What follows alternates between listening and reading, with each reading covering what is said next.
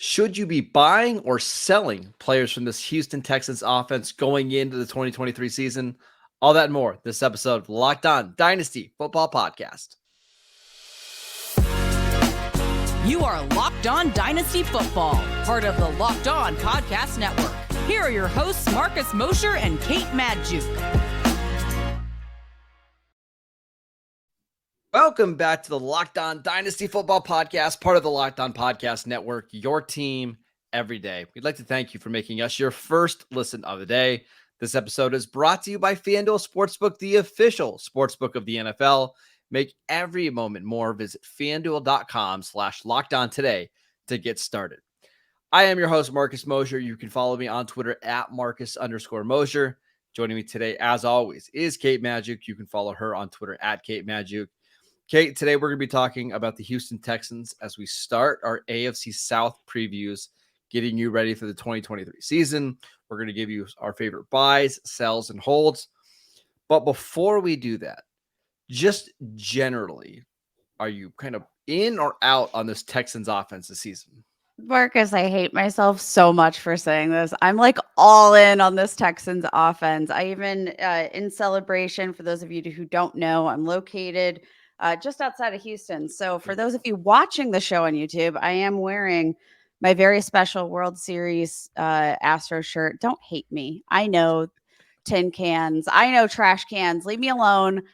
I'm all in on the Houston Texans. And I'm going to be honest, Marcus, I had a really hard time figuring out which one of these guys is a sell for me because I just think there's so much value here across the board.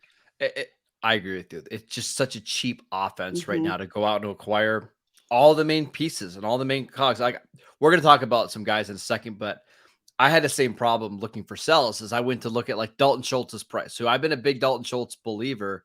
And I'm like, oh, if he's still being drafted as like a tight end, 8, tight end 9, tight end 10, I'm going to be out.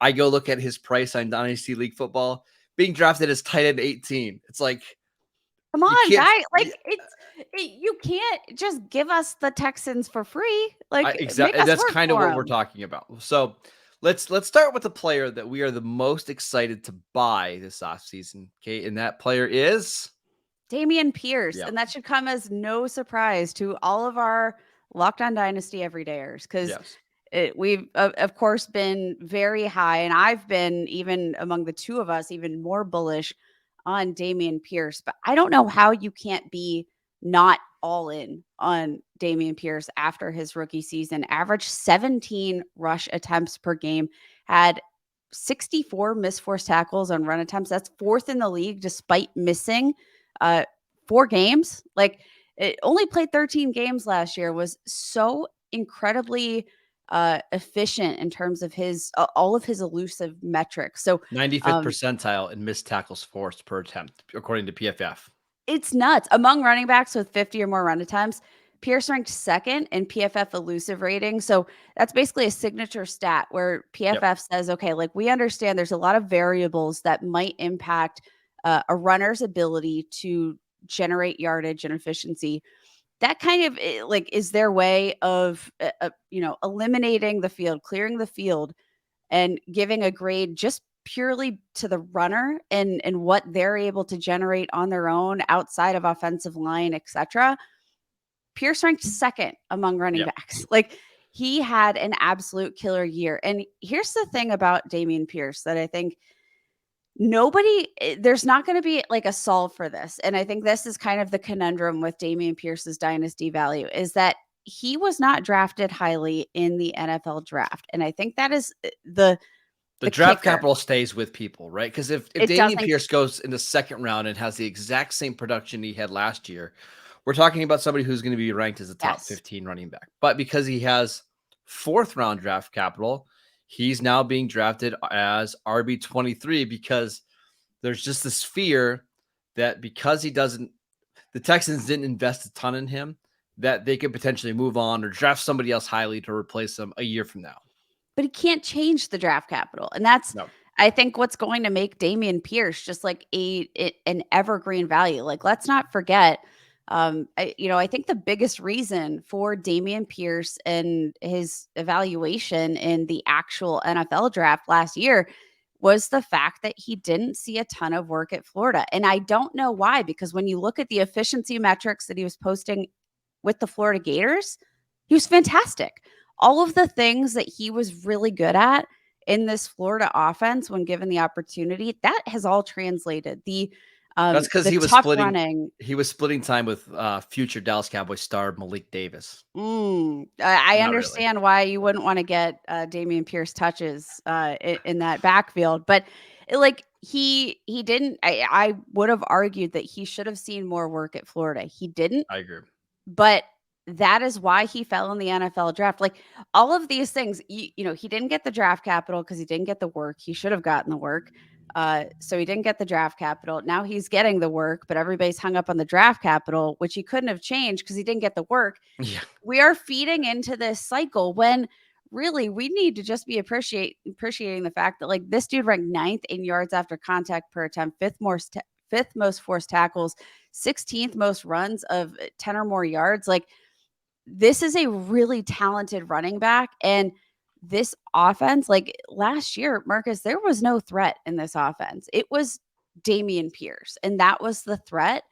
And he still produced despite the fact that you knew what the play was. Yep. When Dameon Pierce was on the field, you knew he was the play. And that, I think adding in these pieces, Dalton Schultz, a huge addition for this team this offseason, getting John Mechie into the mix, Tank Dell, who's been, the most prolific receiver in college football over the last 2 seasons. Like all of these pieces are, adding more threats in this offense. Like they're not just going to have to worry about Dameon Pierce, because once you do that, then all of a sudden Tank Dell is going to be open. He's going to generate some, like, this offense is doing all of the right things to, continue to improve the efficiency of Dameon Pierce, but there's just nothing that you shouldn't be liking about him and his value once you can get over the draft capital, which isn't going to change. That's going to be his draft capital for the rest of his career. So in the summer of every running back is a sell, we agree that Dameon Pierce is one of the few buys, and I'll give you the reason. Let's go through some recent trades and watch how cheap you can get Dameon Pierce right now. So these are a couple of recent trades within the last week on Dynasty League football. Dameon Pierce for Rondale Moore in the 206. That's ludicrous. Give me Dameon Pierce. Yeah. Okay. Here's another one. Dameon Pierce for 205 and 210. You've got to be kidding me. Dameon Pierce. Yeah, let's get to a couple other ones. This is at a super flex league, but Dameon Pierce for Geno Smith. Dameon Pierce. Okay. Dameon Pierce for Greg Dulcich. Dameon Pierce, stop it. That's the thing, is I think even despite how productive he was last year, there's just a lot of people that are skeptical of the upside and how long he's going to be there. And maybe they're worried about Devin Singletary cutting into the workload, which I'm not. If all it costs me is a mid-second round pick to get a running back who's going to average, I don't know, conservatively 18 touches a game, conservatively. And that I think is like very safe floor for Dameon Pierce, because I think he's going to touch the ball a ton, but the room to grow in terms of his efficiency, average 4.3 yards per attempt, which I'd argue like not bad considering.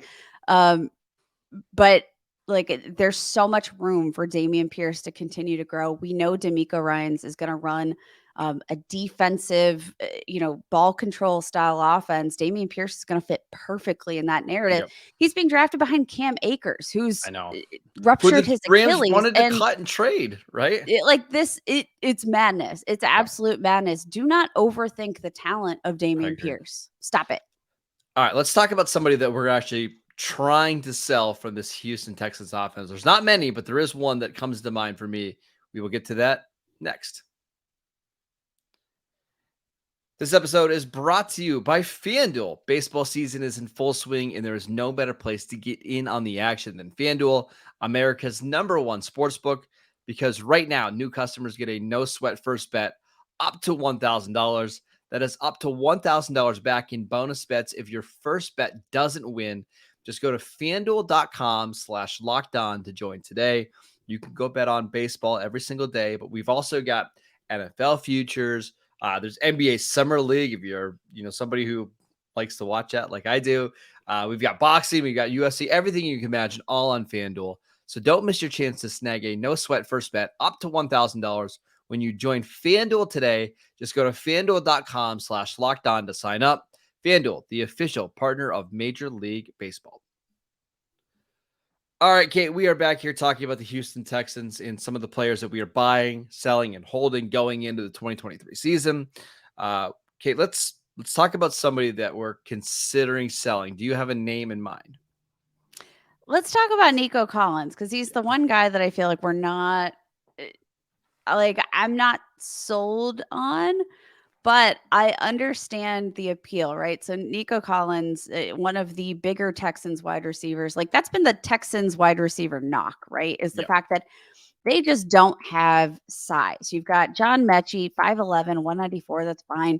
Tank Dell, it's 5'8", 165. Like you threw Xavier Hutchinson into the mix, but Nico Collins, 6'4", 216 pounds. He's kind of like, if you're gonna bet on a guy with size, Nico and Collins, athleticism. He's a really good athlete. He's going to be that guy that you're going to bet on. But did he show us enough in his 2022 season to actually make us buy in? Is this the time to jump off the raft? Yes. It's unfortunate because I really like Nico. I liked him coming out of Michigan. I'm still hopeful that it'll work out. But let's remember all the moves that this Houston Texans team has made. First of all, the new front office and coaching staff didn't draft him, which we know for whatever reason matters a lot, right? But what did they do this offseason? The first move is they went out and signed Robert Woods to just be a veteran presence in the room. Then they went out and signed Noah Brown, who had a career year with the Cowboys. I think he's going to factor in as like this, basically like the Alan Lazard type of receiver. Do all the dirty work, do all the blocking, all that kind of stuff. They've got John Mechie coming back from the torn ACL and the cancer diagnosis, but the expectation is that he's going to play. Then they traded up for Tank Dell in the third round, who you and I both liked, who's going to play in the slot. And then they spent another pick on Xavier Hutchinson later in the draft. So as much as I like Nico, it seems like all their moves suggest that they don't really believe in him. And a couple quick stats from PFF, 12th percentile in separation percentage last year. That's 90th out of 102 qualifying receivers.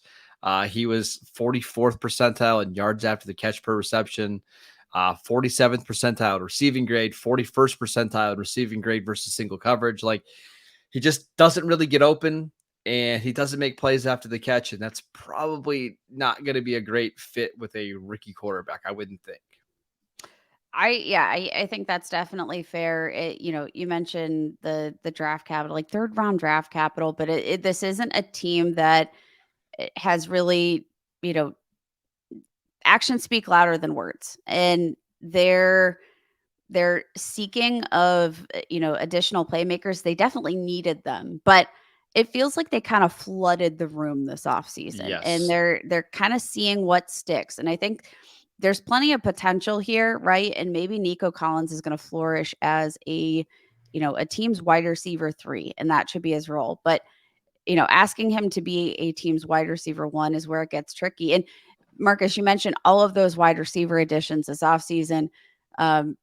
We didn't even talk about Dalton Schultz, who's going to be, I think, a really he's my favorite to lead the Texans in receiving yards this year.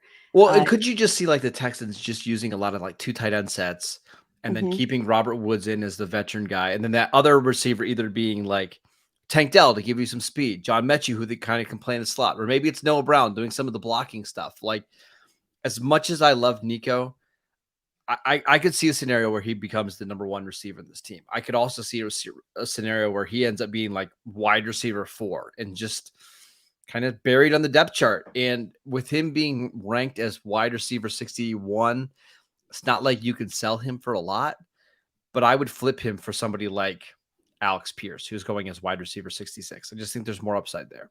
Let's look at the trade market, because I actually think the trade market here for Nico Collins is really quite interesting. Some recent trades here in the month of June, just over the last week. Nico Collins for Marvin Mims straight up. Oh, I'd take Mims all day.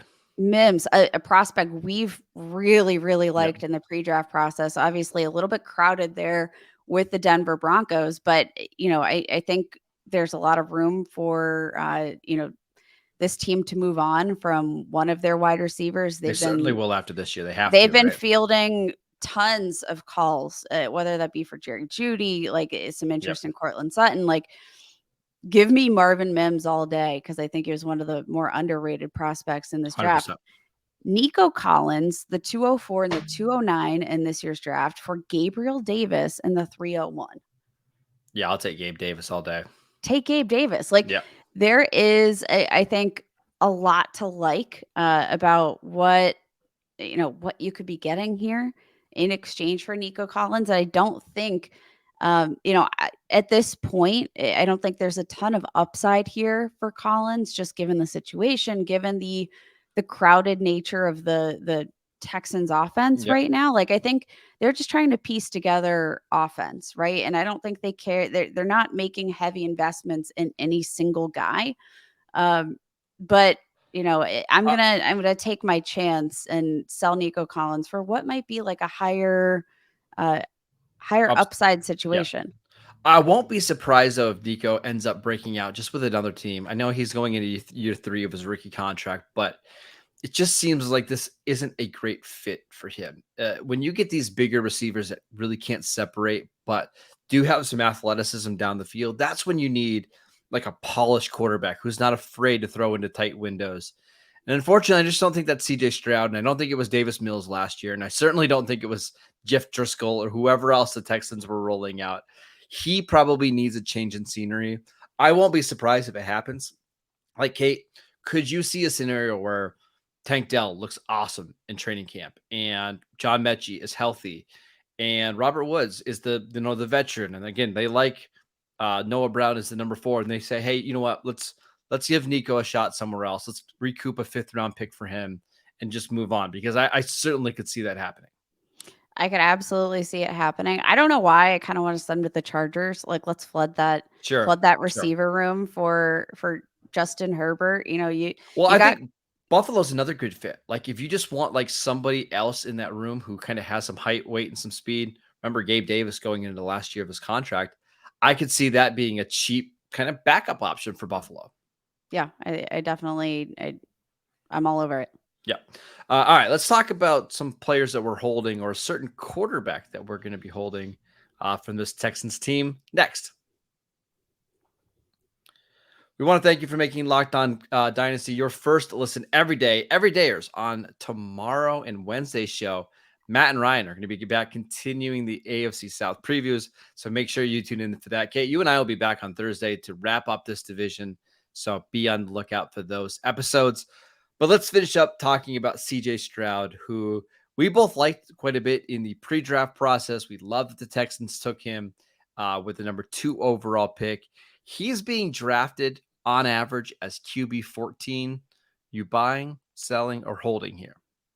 I'm holding. This feels just kind of like a wait and see moment for CJ Stroud. He's being drafted this month on average, just behind Bryce Young, who, very different prospects. But I think overall, neither of these guys is going to score fantasy points with their legs, right? You're expecting them to, score those fantasy points with their arms. Not a ton of upside behind them. Like, this just feels like an interesting spot, right?